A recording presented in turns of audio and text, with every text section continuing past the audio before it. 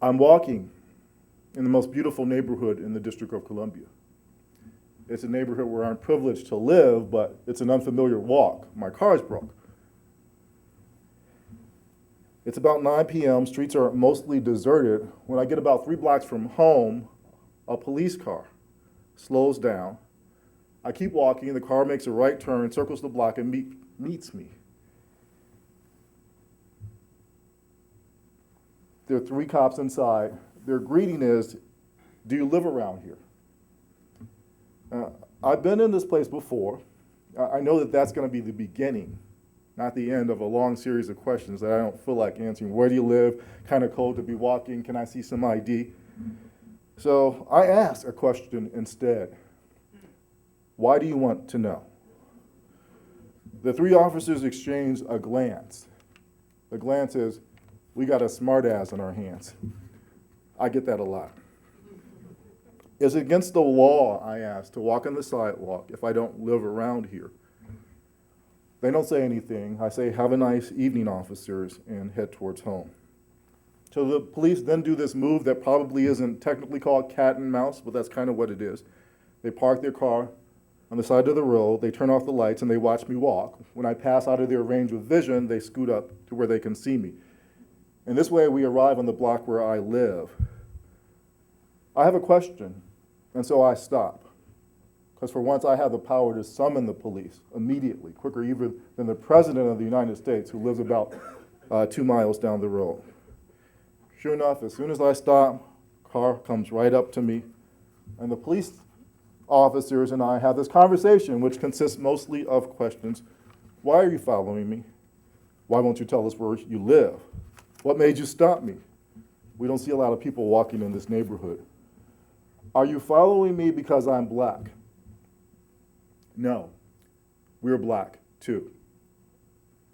That answer is true. It's true, but it's not responsive. I ask the officers, have they ever been followed around? And they say yes, but it doesn't bother them because they know that they haven't done anything. They say they're suspicious because they know everyone who lives in the neighborhood and they don't know me. They don't see people walking in the neighborhood. What am I doing here? I say, do you know who lives there? And I point to my house. And they say, yes, we do.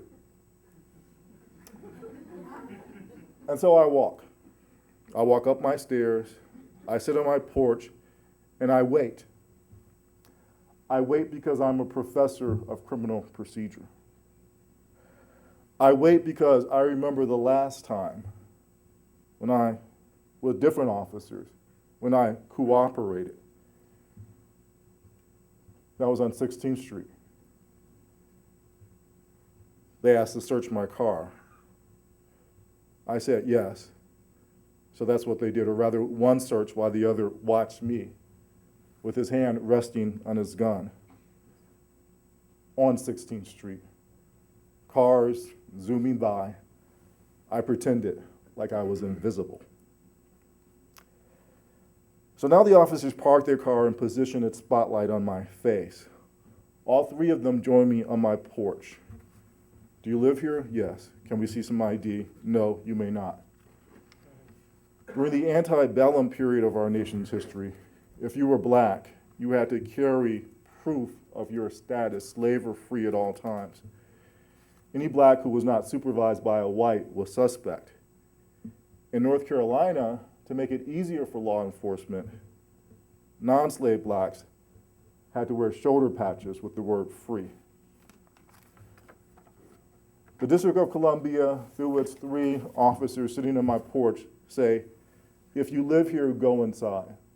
It's too cold to be outside. I say I'm fine where I am. Please say so are they. They won't leave until I either produce some ID or enter the house. This, ladies and gentlemen, is where the story gets surreal. I've been working late because I was writing a book review for the Harvard Law Review. The book, which I'm carrying in my knapsack, is Race, Crime, and the Law by Randall Kennedy. Since apparently none of us have anything better to do, I take the book out and I say, I'm going to answer your question about why if I haven't done anything, this bothers me. So there's a quote from Skip Gates. Skip Gates knew about racial profiling a long time before it happened to him in Cambridge. And he says, and now this is what I'm reading to the police in 1997, blacks, in particular black men, swap their experiences of police encounters like war stories. And there are few who don't have more than one story to tell. And Skip goes on to talk about driving while black. And I tell the cops, well, this is the first time I've ever heard of walking while black. I had this big picture window in my house. I point outside, I say, I stand in that window, I see people walking all the time. And I never see why people get stopped. And that's why I'm not going to show them my identification. This is not South Africa, this is not antebellum North Carolina, and I don't need a pass card. The cops are getting mad. They say there have been burglaries in my neighborhood and car vandalism. The police are just doing their job, and what I'm doing, I'm wasting taxpayer money. So one cop says he must be homeless, the other one thinks that I'm on drugs. The thing that they're certain of is that I don't live in the house on whose porch I sit. And they say when they find out who I really am, I'm going to be guilty of unlawful entry, a misdemeanor. The sergeant tells me that since I'm being evasive, she's going to interview my neighbors. The two officers who remain there with me, ready for backup. They give the dispatcher the wrong address, and I correct them. Soon, a second patrol car with more officers arrives. So it is cold, but I'm stubborn. Finally, my neighbor comes out and identifies me. Now, I'm free now, free to be left alone, free to walk on a public street, free to sit on my porch, even if it's cold. Now, if I had a TV show, I would say, kids, don't try this at home. It's unfortunate, but a lot of other uppity black people have gotten themselves shot for less than what I did. Well, one reason I felt safer with these cops is because they were African American. I didn't think that they construed me as a violent person. They thought, as they said, that I was homeless or that I was on drugs, but they didn't think that I was a threat to them. That's not what they communicated. One reason I was angrier at the cops is because they were African American. They should have known better. So before we go inside, the cops and me, we all look at my neighbor.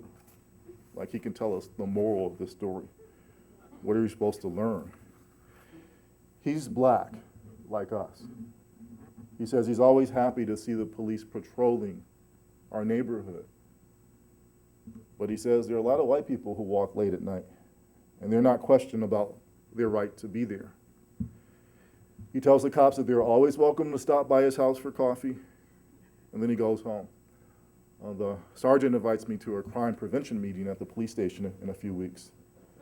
And then the 5 officers get into their 2 cars and drive away.